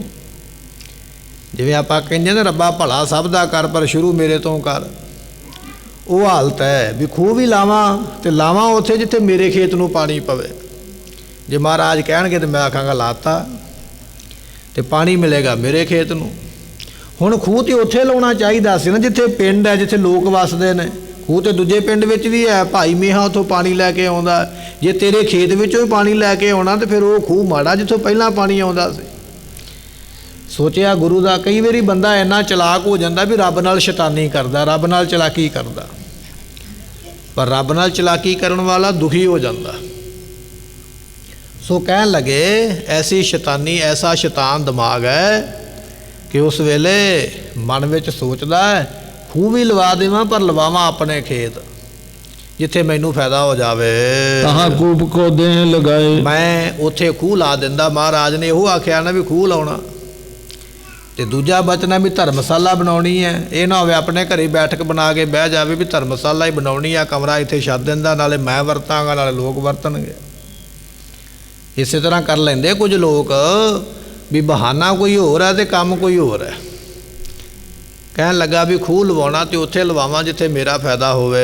ਗੁਰੂ ਵਾਕ ਨਿਸ਼ਫਲ ਨਹਿ ਜਾਏ। ਕਿਉਂਕਿ ਗੁਰੂ ਦਾ ਬਚਨ ਖਾਲੀ ਨਹੀਂ ਜਾਣਾ ਤੇ ਬਚਨ ਮੇਰੇ ਤੇ ਅਸਰ ਕੋਈ ਨਹੀਂ ਕਰੇਗਾ। ਕਿਉਂਕਿ ਖੂਹ ਤੇ ਮੈਂ ਲਵਾ ਹੀ ਦਿੱਤਾ, ਭਾਵੇਂ ਆਪਣੇ ਖੇਤ ਹੀ ਲਵਾਇਆ, ਨਾਲੇ ਬਚਨ ਪੂਰਾ ਕਰਦਾ ਹਾਂ। ਲਗਾ ਕੂਪ ਹੋਏ ਕਾਜ ਹਮਾਰਾ। ਜੇ ਖੂਹ ਲੱਗ ਗਿਆ ਫਾਇਦਾ ਮੇਰਾ, ਕਿਉਂਕਿ ਮੇਰੇ ਖੇਤ ਨੂੰ ਪਾਣੀ ਜਾਏਗਾ। ਤਿਤਕ ਮਹੀਰੋ ਲਾਏ ਉਦਾਰਾ। ਤੇ ਇਹਨੇ ਪੱਕੀ ਸਕੀਮ ਬਣਾ ਲਈ ਵੀ ਮਾਇਆ ਆ ਗਈ ਹੈ, ਹੁਣ ਵਰਤਣੀ ਆਪਾਂ। ਕਾਰੀਗਰ ਮੰਗਾਏ, ਖੂਹ ਬਣਾਉਣ ਵਾਲੇ ਆਪਣੇ ਖੇਤਾਂ ਵਿੱਚ ਖੂਹ ਬਣਾਉਣ ਲੱਗਾ ਹੈ। ਮੋਹੇ ਕਾਜ ਕਹਿ ਮਮ ਸੁੱਤ ਪੋਤੇ। ਕਹਿਣ ਲੱਗਾ ਵੀ ਇਹ ਤੇ ਕੰਮ ਬੜਾ ਖੁਸ਼ ਹੁੰਦਾ ਅੰਦਰੋਂ। ਕਹਿਣ ਲੱਗਾ ਲੈ ਮੈਨੂੰ ਵੀ ਮੌਜ ਬਣ ਗਈ, ਮੇਰੇ ਪੁੱਤਰਾਂ ਨੂੰ ਬਣ ਗਈ, ਮੇਰੇ ਪੋਤਰਿਆਂ ਨੂੰ ਬਣ ਗਈ, ਸਾਰੇ ਇੱਥੋਂ ਨਾਲੇ ਪਾਣੀ ਪੀਣਗੇ, ਨਾਲੇ ਮੈਂ ਆਪਣੀ ਹਵੇਲੀ ਇੱਥੇ ਬਣਾਵਾਂਗਾ, ਨਾਲੇ ਮੇਰੇ ਖੇਤਾਂ ਨੂੰ ਪਾਣੀ ਜਾਏਗਾ। ਬੜਾ ਖੁਸ਼ ਹੋ ਕੇ ਆਪਣੀਆਂ ਸਕੀਮਾਂ ਲਾਉਂਦਾ ਹੈ। ਕਾਸ਼ਟ ਆਏ ਕਾਜ ਢਿੱਗ ਹੋਤੇ। ਤੇ ਕਹਿਣ ਲੱਗੇ ਵੀ ਕਾਸ਼ਟ ਆਏ ਕਾਜ ਢਿੱਗ ਹੋਤੇ। ਸੋ ਕਹਿਣ ਲੱਗੇ ਵੀ ਕੰਮ ਸਾਰਾ ਹੋਣ ਲੱਗਾ ਹੈ। ਚਿਤ ਮਹਿ ਧਰ ਜਾਏ ਖਨਾਇਓ। ਕਹਿਣ ਲੱਗੇ ਵੀ ਇਸ ਤਰ੍ਹਾਂ ਸਲਾਹ ਕਰਕੇ ਸੋਚ ਕੇ ਜ਼ਿਮੀਂਦਾਰ ਨੇ ਜਿਹੜਾ ਖੂਹ ਪਿੰਡ ਵਿੱਚ ਲਾਉਣਾ ਸੀ ਇਹਨੇ ਆਪਣੇ ਖੇਤਾਂ ਵਿੱਚ ਲਾਉਣਾ ਸ਼ੁਰੂ ਕੀਤਾ ਹੈ। ਕਾਰੀਗਰਨ ਪਾਸ ਚਿਨਵਾਇਓ। ਤੇ ਕਾਰੀਗਰ ਜਿਹੜੇ ਸਨ ਉਹਨਾਂ ਦੇ ਕੋਲੋਂ ਚਿਨਵਾਉਣਾ ਬਣਾਉਣਾ ਸ਼ੁਰੂ ਕਰ ਦਿੱਤਾ। ਜਿਵੇਂ ਅੱਜ ਕੋਈ ਸਰਕਾਰ ਵੱਲੋਂ ਸਕੀਮ ਮਿਲੇ ਨਾ ਫਲਾਣੀ ਥਾਂ ਤੇ ਫਲਾਣਾ ਕੰਮ ਕਰਾਓ, ਤੇ ਜਿਹੜਾ ਸਕੀਮ ਲੈ ਕੇ ਆਉਂਦਾ ਪਹਿਲਾਂ ਉਹ ਸੋਚਦਾ ਵੀ ਵੋਟਾਂ ਮੈਨੂੰ ਕਿੱਥੋਂ ਪਈਆਂ ਸਨ, ਫਲਾਣੇ ਇਲਾਕੇ 'ਚੋਂ, ਇਹ ਸਕੀਮ ਉੱਥੇ ਹੀ ਜਾਏਗੀ। ਹੁਣ ਜਿੱਥੋਂ ਵਾਸਤੇ ਆਈ ਹੈ ਉੱਥੇ ਨਹੀਂ, ਦੂਜੀ ਥਾਂ 'ਤੇ ਲੈ ਚਲੋ। ਤੇ ਉਦੋਂ ਮਹਾਰਾਜ ਦੇ ਟਾਈਮ 'ਤੇ ਵੀ ਇਹੋ ਜਿਹੇ ਹੈਗੇ ਸਨ, ਉਹ ਕਹਿੰਦੇ ਖੂਹ ਹੀ ਲਾਉਣਾ, ਪਿੰਡ 'ਚ ਜ਼ਰੂਰ ਲਾਉਣਾ, ਖੇਤਾਂ ਵਿੱਚ ਲਾਓ। ਉੱਥੇ ਮਿਸਤਰੀ ਲਾਏ ਹਨ। ਰਹਿਓ ਉਤਾਰ ਨਾ ਉਤਰਿਓ ਉਤਰੇ। ਕਹਿਣ ਲੱਗੇ ਵੀ ਉਹ ਜਿਹੜੇ ਬੰਦੇ ਖੂਹ ਬਣਾਉਣ ਵਾਲੇ ਸਨ, ਜਦੋਂ ਖੂਹ ਨੂੰ ਸ਼ੁਰੂ ਕਰਦੇ ਤੇ ਖੂਹ ਉਹਨਾਂ ਦੇ ਕੋਲੋਂ ਸ਼ੁਰੂ ਕੋਈ ਨਹੀਂ ਹੁੰਦਾ, ਥੱਲੇ ਉਤਾਰਨਾ ਚਾਹੁੰਦੇ ਜਿਹੜਾ ਚੱਕ ਹੈ ਪਾਣੀ ਦੇ ਵਿੱਚ, ਪਰ ਗੱਲ ਬੰਦੀ ਨਹੀਂ ਹੈ। ਯਤਨ ਅਨੇਕ ਵਿਧਨ ਕੋ ਕਰੇ। ਹੁਣ ਮਿਸਤਰੀ ਲੱਗੇ ਰਹੇ, ਜ਼ੋਰ ਲਾਉਂਦੇ ਰਹੇ, ਬੜੀਆਂ ਉਹਨਾਂ ਨੇ ਸਕੀਮਾਂ ਲਾਈਆਂ, ਬੜੇ ਯਤਨ ਲਾਏ, ਪਰ ਖੂਹ ਥੱਲੇ ਚੱਲਦਾ ਨਹੀਂ ਹੈ। ਪਰ ਕਹਾਂ ਲਗ ਕਹਾਂ ਬਣਾਏ। ਕਵੀ ਸੰਤੋਖ ਸਿੰਘ ਜੀ ਕਹਿੰਦੇ ਵੀ ਕਥਾ ਲੰਮੀ ਹੋ ਜਾਣੀ ਹੈ, ਮੈਂ ਕਿੱਥੋਂ ਕੁ ਤੱਕ ਦੱਸਾਂ ਵੀ ਮਿਸਤਰੀਆਂ ਦਾ ਵੀ ਉੱਥੇ ਖੱਪ ਖੱਪ ਕੇ ਮੰਦਾ ਹਾਲ ਹੋ ਗਿਆ। ਤੇ ਜਿਹੜਾ ਜ਼ਿਮੀਂਦਾਰ ਸੀ ਨਾ, ਇਹ ਉਹਨਾਂ ਮਿਸਤਰੀਆਂ ਨੂੰ ਚਾਹ ਪਾਣੀ ਪਿਆਉਂਦਾ ਪਿਆਉਂਦਾ ਥੱਕ ਕੇ ਵੀ ਮੰਜੀ ਤੇ ਬਹਿ ਗਿਆ ਵੀ ਗੱਲ ਬਣੀ ਕੋਈ ਨਹੀਂ ਹੈ। ਕਿੱਥੋਂ ਕੁ ਤੱਕ ਦਸੀਏ, ਇਹ ਤੇ ਉਹਨਾਂ ਮਿਸਤਰੀਆਂ ਦੀ ਸੇਵਾ ਕਰਦਾ ਦੁਖੀ ਹੋ ਗਿਆ ਹੈ। ਅਬ ਲੋ ਖਰੋ ਵਹਿਰ ਤਿਸਥਾਏ। ਕਵੀ ਸੰਤੋਖ ਸਿੰਘ ਜੀ ਕਹਿੰਦੇ ਗੁਰੂ ਕੀ ਸੰਗਤ ਅੱਜ ਵੀ ਤੁਸੀਂ ਉੱਥੇ ਜਾਓਗੇ ਨਾ, ਉਸ ਖੇਤ ਵਿੱਚ ਅਜੇ ਵੀ ਅਧੂਰਾ ਉਹ ਖੂਹ ਖਲੋਤਾ ਹੋਇਆ, ਤੁਸੀਂ ਅੱਜ ਵੀ ਵੇਖ ਸਕਦੇ ਜੇ ਉਹ ਪੂਰਾ ਨਹੀਂ ਹੋਇਆ, ਉੱਥੇ ਬੈਠਾ ਹੈ। ਜੋ ਧਮਧਾਨ ਸਿੰਘ ਗਨ ਰਹਿਓ। ਸੋ ਜਿਹੜੇ ਸਿੰਘ ਮਹਾਰਾਜ ਦੇ ਧਮਧਾਨ ਨਗਰ ਵਿੱਚ ਰਹੇ ਹਨ, ਸਭ ਦੇਖਤ ਹਮ ਸੋ ਮਿਲ ਕਹਿਓ। ਕਵੀ ਸੰਤੋਖ ਸਿੰਘ ਜੀ ਕਹਿੰਦੇ ਜਦੋਂ ਮੈਂ ਕਥਾ ਲਿਖਦਾ ਸੀ ਨਾ, ਤੇ ਮੈਨੂੰ ਧਮਧਾਨ ਸਿੰਘ ਤੋਂ ਇੱਕ ਸਿੱਖ ਨੇ ਆ ਕੇ ਦੱਸਿਆ ਵੀ ਇਹ ਗੱਲ ਵਾਕਿਆ ਹੀ ਉੱਥੇ ਹੋਈ ਹੈ, ਮੈਂ ਉੱਥੇ ਰਹਿੰਦਾ ਹਾਂ, ਮੈਂ ਵੇਖਿਆ ਵੀ ਉਹ ਖੂਹ ਜ਼ਿਮੀਂਦਾਰ ਆਪਣੇ ਖੇਤ ਵਿੱਚ ਲਾਉਣ ਲੱਗਾ ਸੀ, ਪਰ ਲੱਗਿਆ ਨਹੀਂ ਉਹਦੇ ਕੋਲੋਂ। ਮੈਂ ਅੱਖਾਂ ਦੇ ਨਾਲ ਵੇਖਿਆ ਤੇ ਉਹਦੇ ਕੋਲੋਂ ਸੁਣ ਕੇ ਮੈਂ ਇੱਥੇ ਕਥਾ ਵਿੱਚ ਲਿਖਿਆ ਵੀ ਇਸ ਤਰ੍ਹਾਂ ਦੀ ਉਹਦੀ ਹਾਲਤ ਹੋਈ ਹੈ। ਅਬ ਤੀਕ ਖਰੋਸ਼ਿਤ ਬਾਹਰ। ਅਜੇ ਤੱਕ ਉਹ ਜਿਹੜਾ ਖੂਹ ਹੈ ਨਾ, ਧਰਤੀ ਤੋਂ ਬਾਹਰ ਦੂਰੋਂ ਹੀ ਖਲੋਤਾ ਉਹ ਦਿਖਾਈ ਦਿੰਦਾ, ਪਰ ਥੱਲੇ ਉਹ ਖੂਹ ਗਿਆ ਨਹੀਂ ਤੇ ਨਾ ਕਿਸੇ ਨੂੰ ਉੱਥੋਂ ਪਾਣੀ ਮਿਲਿਆ ਹੈ। ਇਮ ਗੁਰ ਬਚਨ ਅਨਕ ਜਗ ਜਾਹਰ। ਇਸ ਤਰ੍ਹਾਂ ਮਹਾਰਾਜ ਜੀਆਂ ਦੇ ਬਚਨ ਜਿਹੜੇ ਨੇ ਨਾ ਸੰਸਾਰ ਵਿੱਚ ਪ੍ਰਸਿੱਧ ਨੇ, ਦੁਨੀਆ ਵਿੱਚ ਜ਼ਾਹਰ ਪ੍ਰਗਟ ਹਨ। ਨਹਿ ਆਏ ਸਰਾਹਿਕ ਗੁਰਮਨ। ਇਸ ਜ਼ਿਮੀਂਦਾਰ ਨੇ ਉਹ ਮਾਇਆ ਨਹੀਂ ਕਿਤੇ ਲਾਈ ਤੇ ਨਾ ਇਹਨੇ ਮਹਾਰਾਜ ਦਾ ਹੁਕਮ ਮੰਨਿਆ ਹੈ। ਨਿਜ ਸਮਾਜ ਸਭ ਕੀਨ ਸਹਾਨੀ। ਤੇ ਕੀ ਹੋਇਆ, ਉਹ ਮਾਇਆ ਇਹੋ ਜੀ ਜ਼ਰੀਲੀ ਆਈ ਇਹਦੇ ਘਰ ਵਿੱਚ, ਨਾ ਆਪ ਰਿਹਾ ਤੇ ਨਾ ਪੁੱਤ ਪੋਤਰੇ ਰਹਿ ਗਏ। ਸੋਚਦਾ ਸੀ ਨਾ ਵੀ ਖੂਹ ਆਪਣੇ ਖੇਤ ਲਾਵਾਂਗਾ, ਮੈਂ ਪਾਣੀ ਪੀਵਾਂਗਾ, ਪੁੱਤਰ ਪੀਣਗੇ, ਪੋਤਰੇ ਪੀਣਗੇ, ਖੇਤ ਆਬਾਦ ਹੋ ਜਾਣਗੇ, ਫਸਲਾਂ ਬੜੀਆਂ ਡਾਢੀਆਂ ਜਾਣਗੀਆਂ ਪੈਦਾ ਹੋ ਕੇ। ਪਰ ਗੁਰੂ ਦਾ ਬਚਨ ਜਿਹੜਾ ਨਹੀਂ ਨਾ ਮੰਨਦਾ, ਨਾ ਖੂਹ ਲੱਗਿਆ ਨਾ ਪੁੱਤ ਪੋਤਰੇ ਜਿਉਂਦੇ ਰਹੇ, ਸਾਰਾ ਪਰਿਵਾਰ ਹੀ ਇਸਨੇ ਆਪਣਾ ਨਾਸ ਕਰ ਲਿਆ ਹੈ। ਅਜ ਤਮਤਾਨ ਪੰਥ ਗੁਰ ਪਰੇ। ਕਹਿਣ ਲੱਗੇ ਵੀ ਆਓ ਭਾਈ, ਜ਼ਿਮੀਂਦਾਰ ਦੀ ਤੇ ਹਾਲਤ ਇਹ ਬਣੀ ਵੀ ਨਾ ਇਹਨੇ ਧਰਮਸ਼ਾਲ ਬਣਾਈ, ਨਾ ਇਹਨੇ ਖੂਹ ਲਵਾਇਆ। ਉਹ ਕੁਝ ਮਾਇਆ ਉਹ ਖੂਹ ਬਣਾਉਣ ਵਿੱਚ ਖਰਚ ਹੋ ਗਈ, ਉਹ ਪੂਰਾ ਨਹੀਂ ਬਣਿਆ। ਕੁਝ ਮਿਸਤਰੀ ਲੈ ਗਏ, ਕੁਝ ਇਹਦੇ ਆਪਣੇ ਖਰਚੇ ਵਰਚੇ ਹੋ ਗਿਆ। ਉਹ ਸਾਰਾ ਖਜ਼ਾਨਾ ਜਿੰਨਾ ਕੋਈ ਇਹਨੇ ਇਕੱਠਾ ਕੀਤਾ ਮਹਾਰਾਜ ਦਾ ਸਾਰਾ ਗਵਾ ਲਿਆ, ਤੇ ਫਿਰ ਇਹਦਾ ਪਰਿਵਾਰ ਵੀ ਕੋਈ ਨਹੀਂ ਰਿਹਾ। ਤੇ ਗੁਰੂ ਤੇਗ ਬਹਾਦਰ ਪਾਤਸ਼ਾਹ ਨਗਰ ਛੱਡ ਕੇ ਅੱਗੇ ਚੱਲੇ ਹਨ। ਪਹੁੰਚੇ ਏਕ ਗ੍ਰਾਮ ਭੇਖਰੇ। ਸਤਿਗੁਰੂ ਪਾਤਸ਼ਾਹ ਮਹਾਰਾਜ ਹੀ ਇੱਕ ਥਾਂ ਤੇ ਜਾ ਕੇ ਖਲੋਤੇ ਹਨ। ਸਲਤਾ ਸਾਰ ਸੁਤੀ ਤਹ ਬਹਿ। ਕਹਿਣ ਲੱਗੇ ਵੀ ਇੱਥੇ ਨਦੀ ਵਗਦੀ ਹੈ, ਤੇ ਮਹਾਰਾਜ ਉੱਥੇ ਪਹੁੰਚੇ ਹਨ। ਹੱਦ ਕੁਰਸ਼ੇਤਰ ਕੀ ਸੋ ਹੈ। ਕੁਰਕਸ਼ੇਤਰ ਨਾਮ ਦਾ ਇੱਕ ਸ਼ਹਿਰ ਹੈ, ਅੱਜ ਵੀ ਦੁਨੀਆ ਉਹ ਸ਼ਹਿਰ ਨੂੰ ਜਾਣਦੀ ਹੈ। ਹਰਿਆਣੇ ਦੇ ਵਿੱਚ ਉਹ ਸ਼ਹਿਰ ਹੈ। ਕਹਿਣ ਲੱਗੇ ਵੀ ਉਹਦੀ ਹੱਦ ਦੇ ਵਿੱਚ ਮਹਾਰਾਜ ਗੁਰੂ ਤੇਗ ਬਹਾਦਰ ਪਾਤਸ਼ਾਹ ਪਹੁੰਚੇ ਹਨ। ਇਸ ਤੀਰਥ ਕੀ 34 ਮਾਹੇ। ਇਹ ਜਿਹੜਾ ਕੁਰਕਸ਼ੇਤਰ ਹੈ ਨਾ, ਬੜਾ ਵੱਡਾ ਤੀਰਥ ਹੈ। ਇੱਥੇ ਜਿਹੜਾ ਮਹਾਭਾਰਤ ਦਾ ਜੰਗ ਹੋਇਆ ਨਾ, ਭਗਵਾਨ ਕ੍ਰਿਸ਼ਨ ਦੇ ਵੱਲੋਂ ਤੇ ਕੌਰਵਾਂ ਪਾਂਡਵਾਂ ਦੇ ਵੱਲੋਂ, ਉਹ ਜੰਗ ਇੱਥੇ ਹੋਇਆ ਕੁਰਕਸ਼ੇਤਰ ਦੀ ਧਰਤੀ ਤੇ। ਅੱਜ ਵੀ ਉਹਨਾਂ ਦੀ ਯਾਦ ਵਿੱਚ ਕੁਝ ਉੱਥੇ ਯਾਦਗਾਰਾਂ ਬਣੀਆਂ ਹੋਈਆਂ ਨੇ, ਤੇ ਬੜਾ ਵੱਡਾ ਇਹ ਫੈਲਿਆ ਹੋਇਆ ਸਥਾਨ ਹੈ। ਬੜੇ ਕਈ ਕਿੱਲਿਆਂ ਦੇ ਵਿੱਚ ਇਹਦੀ ਜਿਹੜੀ ਹੈ ਬਣਾਵਟ ਬਣੀ ਹੋਈ ਹੈ। ਤੇ ਕਹਿਣ ਲੱਗੇ ਉਸ ਸਥਾਨ ਤੇ ਚਾਰੋਂ ਜਛ ਰਚ ਕੇ ਤਾਹੇ। ਤੇ ਕਹਿਣ ਲੱਗੇ ਵੀ 4 ਜੱਛ ਰੱਖਿਆ ਕਰਦੇ ਨੇ ਉਸ ਜਗ੍ਹਾ ਦੀ ਜਿੱਥੇ ਏਡਾ ਵੱਡਾ ਜੰਗ ਹੋਇਆ ਹੈ। ਸੋ ਪশ্ਚਮ ਦਿਸ ਕੋ ਥਤ ਜਾਨੋ। ਕਹਿਣ ਲੱਗੇ ਵੀ ਜਿੱਥੇ ਮਹਾਰਾਜ ਪਹੁੰਚੇ ਨੇ, ਉਥੋਂ ਉਹ ਜਗ੍ਹਾ ਜਿੱਥੇ ਜੰਗ ਹੋਇਆ ਆਪਾਂ ਵੇਖਦੇ ਹਾਂ, ਉਹ ਮਹਾਰਾਜ ਜਿੱਥੇ ਬੈਠੇ ਨੇ ਉਥੋਂ ਪੱਛਮ ਦੇ ਵੱਲ ਹੈ। ਵਹਿਰ ਜਛ ਤਿਸ ਨਾਮ ਪਛਾਨੋ। ਕਹਿਣ ਲੱਗੇ ਵੀ ਬਾਹਰ ਉਹ ਤੀਰਥ ਹੈ, ਤੇ ਬਾਹਰ ਜਿਹੜੇ ਨੇ ਜਖ ਉਸ ਗ੍ਰਾਮ ਦਾ ਨਾਮ ਹੈ ਜਿੱਥੇ ਮਹਾਰਾਜ ਪਹੁੰਚੇ ਹਨ। ਸਰਸਤੀ ਕੇ ਤਟ ਪਰ ਸੋਈ। ਤੇ ਸਰਸਤੀ ਤੋਂ ਭਾਵ ਨਦੀ ਹੈ, ਕਹਿੰਦੇ ਇੱਥੇ ਇੱਕ ਨਦੀ ਵਹਿੰਦੀ ਹੈ। ਬੁਝਿਓ ਤਵੇ ਇਹਾਂ ਸੁਖ ਕੋਈ। ਮਹਾਰਾਜ ਨੇ ਪੁੱਛਿਆ ਉੱਥੇ ਜਾ ਕੇ, ਕਹਿੰਦੇ ਭਾਈ ਇੱਥੇ ਕੋਈ ਸਾਡਾ ਸਿੱਖ ਰਹਿੰਦਾ ਹੈ ਕਿ ਨਹੀਂ ਘਰ ਜੋ ਗੁਰਮਨ। ਮਹਾਰਾਜ ਕਹਿਣ ਲੱਗੇ ਵੀ ਇੱਥੇ ਹੈ ਕੋਈ ਗੁਰੂ ਕਾ ਸਿੱਖ, ਗੁਰੂ ਕਾ ਪਿਆਰਾ, ਜਿਹੜਾ ਗੁਰੂ ਨੂੰ ਮੰਨਦਾ ਹੋਵੇ। ਜੇ ਕੋਈ ਹੈ ਆ ਤੇ ਭਾਈ ਇਲਾਕੇ ਵਿੱਚੋਂ ਪੁੱਛਣਾ ਕਰੋ। ਜੋ ਮਤ ਆਪਣੇ ਮਹਿ ਸਾਵਧਾਨ। ਪਰ ਉਹ ਹੋਵੇ ਜਿਹੜਾ ਆਪਣੇ ਮਤ ਦੇ ਵਿੱਚ ਪੂਰਾ ਸਾਵਧਾਨ ਹੋਵੇ, ਵੀ ਆਪਣੇ ਧਰਮ ਦੇ ਵਿੱਚ ਪੂਰਾ ਪਰਪੱਕ ਹੋਵੇ। ਨਹੀਂ ਵੀ ਉਹ ਰਲਿਆ ਮਿਲਿਆ ਜਾ ਹੋਵੇ, ਜਿੱਧਰ ਨੂੰ ਜੀ ਕੀਤਾ ਉਧਰ ਨੂੰ ਚਲਾ ਗਿਆ। ਬੰਦਾ ਉਹ ਹੋਵੇ ਵੀ ਜਿਹੜਾ ਇੱਕ ਧਰਮ ਵਿੱਚ ਪੂਰਾ ਆਪਣੇ ਆਪ ਨੂੰ ਪਰਪੱਕ ਰੱਖਦਾ ਹੋਵੇ। ਸੁਣਿਓ ਜਾਹੇ ਨਰ ਤਾਹੇ ਬਤਾਵਾ। ਇੱਕ ਬੰਦਾ ਤੁਰਿਆ ਜਾਂਦਾ ਸੀ, ਤੇ ਉਹਨੇ ਜਦੋਂ ਸੁਣਿਆ ਨਾ ਮਹਾਰਾਜ ਦਾ ਬਚਨ, ਤੇ ਕਹਿਣ ਲੱਗਾ ਮਹਾਰਾਜ ਫਿਰ ਮੈਂ ਦੱਸਦਾ ਹਾਂ। ਸਿੱਖ ਤੇ ਖਾਨ ਇੱਕ ਇਹਾਂ ਵਸਾਵਾ। ਇੱਥੇ ਇੱਕ ਸਿੱਖ ਰਹਿੰਦਾ ਹੈ, ਤੇ ਜਾਤ ਉਹਦੀ ਹੈ ਤਰਖਾਨ, ਤਰਖਾਨੀ ਦਾ ਕੰਮ ਕਰਦਾ ਹੈ। ਇੱਥੇ ਉਹ ਇਹੋ ਜਿਹਾ ਇੱਕ ਤਰਖਾਨ ਜਾਤੀ ਦਾ ਇੱਕ ਵਿਅਕਤੀ ਰਹਿੰਦਾ ਹੈ। ਆਗਾ ਕਰਿਓ ਕਹਿਓ ਜਨ ਐਸਾ। ਸਤਿਗੁਰਾਂ ਨੂੰ ਜਿਹਨੇ ਦੱਸਿਆ ਨਾ ਵੀ ਇੱਥੇ ਇੱਕ ਤਰਖਾਨ ਸਿੱਖ ਰਹਿੰਦਾ, ਮਹਾਰਾਜ ਸਿੱਖਾਂ ਨੂੰ ਕਹਿੰਦੇ ਲਾਓ ਇਹਨੂੰ ਅੱਗੇ ਜਿਹੜਾ ਦੱਸਦਾ ਪਿਆ, ਲੈ ਚਲੋ ਉਸ ਘਰ ਜਿਹੜੇ ਘਰ ਦਾ ਇਹਨੇ ਦੱਸਿਆ ਨਾ ਆਪਾਂ ਨੂੰ ਅਤਾ ਪਤਾ, ਇਹਨੂੰ ਅੱਗੇ ਲਾ ਕੇ ਤੇ ਉੱਥੇ ਲੈ ਚੱਲੋ, ਲੱਭੀਏ ਵੀ ਉਹ ਕਿੱਥੇ ਹੈ। ਪਹੁੰਚੋ ਤਿਸ ਘਰ ਦੇਖਿਓ ਵੈਸਾ। ਤੇ ਉਸ ਵੇਲੇ ਇਹ ਅੱਗੇ ਅੱਗੇ ਤੁਰ ਪਿਆ, ਕਹਿਣ ਲੱਗਾ ਜੀ ਆਓ ਮੈਂ ਤੁਹਾਨੂੰ ਵਿਖਾ ਦਿੰਦਾ। ਉੱਥੇ ਲੈ ਗਿਆ ਜਿੱਥੇ ਉਹ ਤਰਖਾਨ ਸਿੱਖ ਆਪਣੇ ਘਰ ਵਿੱਚ ਬੈਠਾ ਹੈ। ਕਹਿਓ ਤਾਂ ਹੈ ਸੋ ਸਤਿਗੁਰ ਆਏ। ਇਹਨੇ ਜਾ ਕੇ ਆਖਿਆ, ਇਹ ਜਿਹੜਾ ਰਾਹੀ ਜਾਂਦਾ ਪਿਆ ਸੀ ਇਲਾਕੇ ਦਾ, ਕਹਿਣ ਲੱਗਾ ਉਹ ਭਾਈ ਤਰਖਾਨ ਸਿੱਖਾ ਜੋ ਵੀ ਉਹਦਾ ਨਾਮ ਹੋਵੇਗਾ, ਵੀ ਤੇਰੇ ਦਰਵਾਜ਼ੇ ਤੇ ਗੁਰੂ ਤੇਗ ਬਹਾਦਰ ਪਾਤਸ਼ਾਹ ਆਏ ਹਨ। ਉਠ ਬੰਧਨ ਕਰ ਲਿਓ ਫਲ ਪਾਏ। ਤੇ ਇਹਨਾਂ ਨੂੰ ਨਮਸਕਾਰ ਕਰ ਤੇ ਨਮਸਕਾਰ ਕਰਨ ਦਾ ਹੀ ਫਲ ਬੜਾ ਵੱਡਾ ਹੈ। ਸੁਨ ਤਖਾਨ ਤਿਆਗੀ ਨਿਜ ਕਰ। ਉਸ ਵੇਲੇ ਤਰਖਾਨ ਜਿਹੜਾ ਸੀ ਉਹ ਕੰਮ ਲੱਗਾ ਹੋਇਆ, ਉਹਨੇ ਹੱਥ ਵਿੱਚ ਕੋਈ ਤੇਸੀ ਵਗੈਰਾ ਜੋ ਵੀ ਹੈ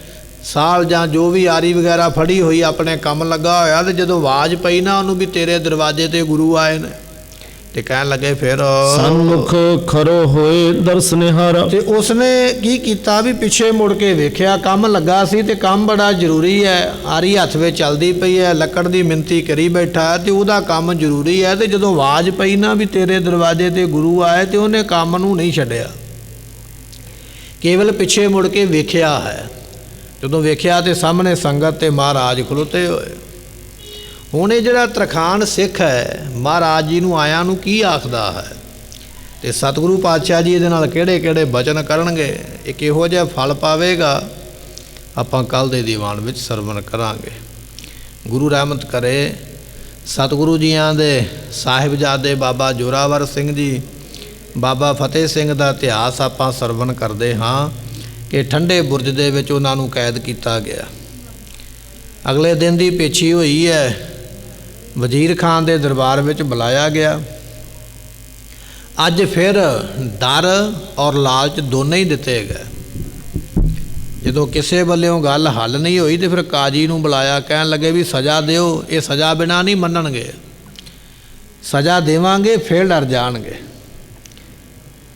ਤੇ ਕਾਜੀ ਉਸ ਵੇਲੇ ਆਇਆ ਤਾਂ ਉਹਨੇ ਆਖਿਆ ਵੀ ਸਜ਼ਾ ਇਹਨਾਂ ਨੂੰ ਇਹ ਦਿੱਤੀ ਜਾਵੇ, ਇੱਕ ਰੁੱਖ ਦੇ ਨਾਲ ਬੰਨ੍ਹ ਕੇ ਤੇ ਗੁਲੇਲੇ ਮਾਰੇ ਜਾਣ, ਪੱਥਰ ਦੇ ਰੋਟ ਲੈ ਕੇ ਉਹਨਾਂ ਨੂੰ ਗਲੇਲ ਵਿੱਚ ਪਾ ਕੇ, ਤੇ ਜਿਵੇਂ ਆਪਾਂ ਕੋਈ ਪੰਛੀ ਉਡਾਉਂਦੇ ਆ ਨਾ ਗਲੇਲੇ ਚਲਾ ਚਲਾ ਕੇ, ਇਸ ਤਰ੍ਹਾਂ ਉਹ ਗਲੇਲ ਦੇ ਨਾਲ ਪੱਥਰ ਇਹਨਾਂ ਵੱਲ ਸੁੱਟੇ ਜਾਣ। ਇਸਲਾਮ ਦੇ ਵਿੱਚ ਇਹ ਵੀ ਇੱਕ ਸਜ਼ਾ ਹੈ। ਗੁਰੂ ਨਾਨਕ ਸਾਹਿਬ ਜਦੋਂ ਗਏ ਸਨ ਇੱਕ ਨਗਰ ਦੇ ਵਿੱਚ, ਤੇ ਉੱਥੋਂ ਦੇ ਲੋਕਾਂ ਨੇ ਜਦੋਂ ਮਹਾਰਾਜ ਨੇ ਆਖਿਆ ਨਾ ਪਾਤਾਲਾਂ ਪਾਤਾਲ ਲੱਖ ਆਗਾਸਾਂ ਆਗਾਸ, ਤੇ ਉੱਥੇ ਇੱਕ ਪੀਰ ਰਹਿੰਦਾ ਸੀ, ਕਹਿਣ ਲੱਗਾ ਇਹ ਬੰਦਾ ਝੂਠ ਬੋਲਦਾ ਪਿਆ, ਨਾ ਲੱਖਾਂ ਪਤਾਲ ਹੋ ਸਕਦੇ ਨਾ ਲੱਖਾਂ ਆਕਾਸ਼ ਹੋ ਸਕਦੇ, ਕਿਉਂਕਿ ਕੁਰਾਨ ਨਹੀਂ ਇਹਨੂੰ ਮੰਨਦੀ, ਤੇ ਜੋ ਕੁਰਾਨ ਨਹੀਂ ਮੰਨਦੀ ਉਹ ਅਸੀਂ ਕਿਸੇ ਕੋਲੋਂ ਸੁਣ ਨਹੀਂ ਸਕਦੇ।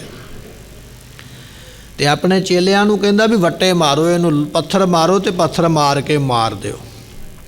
ਇਹ ਸਜ਼ਾ ਸੁਣਾਈ ਉਸ ਵੇਲੇ ਦੇ ਪੀਰ ਨੇ, ਦਸਤਗੀਰ ਉਹਦਾ ਨਾਮ ਹੈ। ਜਦੋਂ ਪੱਥਰ ਮਾਰਨ ਵਾਸਤੇ ਅੱਗੇ ਹੋਏ, ਸਾਰੇ ਦੇ ਸਾਰੇ ਬੋਤੀ ਬਣ ਗਏ, ਹੱਥ ਤਾਂ ਦੇ ਤਾਂ ਹੀ ਖੜੇ ਰਹਿ ਗਏ, ਥੱਲੇ ਕਿਸੇ ਦਾ ਹੱਥ ਨਾ ਆਇਆ ਤੇ ਨਾ ਕਿਸੇ ਕੋਲੋਂ ਰੋੜਾ ਵੱਜਿਆ। ਇਹ ਉਦਾਹਰਨ ਤਾਂ ਦਿੱਤੀ ਹੈ ਵੀ ਇਸਲਾਮ ਦੇ ਵਿੱਚ ਇਹ ਇੱਕ ਸਜ਼ਾ ਦਿੱਤੀ ਜਾਂਦੀ ਹੈ, ਪੱਥਰ ਮਾਰ ਕੇ ਮਾਰਨ ਦੀ। ਤੇ ਜਦੋਂ ਉਸ ਕਾਜੀ ਨੇ ਇਹ ਸੁਣਾਇਆ ਨਾ ਫੈਸਲਾ ਵੀ ਗੁਲੇਲੇ ਮਾਰੇ ਜਾਣ, ਇੱਕ ਵਿਦਵਾਨ ਨੇ ਲਿਖਿਆ ਫਿਰ ਪਿੱਪਲ ਦੇ ਰੁੱਖ ਦੇ ਨਾਲ ਬੰਨ੍ਹ ਕੇ ਤੇ ਲੋਕਾਂ ਨੂੰ ਕਿਹਾ ਵੀ ਇਹਨਾਂ ਨੂੰ ਗੁਲੇਲੇ ਮਾਰੋ। ਤੇ ਲੋਕ ਹਜੂਮ ਜਿਹੜੇ ਚਾਪਲੂਸ ਸਨ ਸਰਕਾਰ ਦੇ, ਵਜ਼ੀਰ ਖਾਨ ਦੇ, ਉਹਨਾਂ ਨੇ ਗੁਲੇਲੇ ਫੜੇ ਹੱਥ ਵਿੱਚ ਤੇ ਦੂਰੋਂ ਮਾਰਦੇ ਨੇ ਗੁਲੇਲ ਦੇ ਨਾਲ ਚਲਾ ਚਲਾ ਕੇ। ਜਦੋਂ ਤਨ ਨੂੰ ਵੱਜਦੇ ਨੇ ਸਰੀਰ ਠਰਿਆ ਹੋਇਆ, ਨਿੱਕੇ ਨਿੱਕੇ ਹੱਥ ਨੇ, ਨਿੱਕਾ ਜਿਹਾ ਸਰੀਰ ਹੈ, ਕੋਮਲ ਨੇ ਬਿਲਕੁਲ ਹੱਥ ਪੈਰ। ਕਿੰਨੀ ਕੁ ਉਮਰ ਆ? 7 ਤੇ 9 ਸਾਲ ਦੀ। ਸਾਡੇ ਘਰ ਵਿੱਚ ਵੀ ਬੱਚੇ ਹੈ ਨੇ ਇੰਨੀ ਉਮਰ ਦੇ। ਉਤੋਂ ਠੰਡ ਦੇ ਨਾਲ ਸਰੀਰ ਠਰਿਆ, ਫਿਰ ਮੋਟਾ ਕੱਪੜਾ ਗਲ ਵਿੱਚ ਕੋਈ ਨਹੀਂ ਹੈ। ਐਸੇ ਠਰੇ ਹੋਏ ਸਰੀਰ ਦੇ ਉੱਪਰੋਂ ਜਦੋਂ ਵੱਜਦੇ ਨੇ ਗੁਲੇਲੇ, ਗੋਲੀ ਨਾਲੋਂ ਜ਼ਿਆਦਾ ਦਰਦ ਕਰਦੇ, ਪੀੜ ਕਰਦੇ, ਕਸ਼ਟ ਦਿੰਦੇ। ਤੇ ਕਹਿਣ ਲੱਗੇ ਇੱਕ ਗੁਲੇਲਾ ਜਾ ਕੇ ਨਾ ਬਾਬਾ ਫਤਿਹ ਸਿੰਘ ਦੀ ਅੱਖ ਦੇ ਥੱਲੇ ਜਾ ਕੇ ਵੱਜਾ, ਗਲ ਦੇ ਉੱਪਰ ਅੱਖ ਦੇ ਥੱਲੇ। ਵਿਦਵਾਨ ਕਹਿੰਦਾ ਵੀ ਗਲੇਲਾ ਵੱਜਣ ਦੇ ਨਾਲ ਉੱਥੋਂ ਮਾਸ ਫਟ ਗਿਆ, ਮਾਸ ਨੂੰ ਚੀਰ ਆ ਗਿਆ ਤੇ ਉਹਦੇ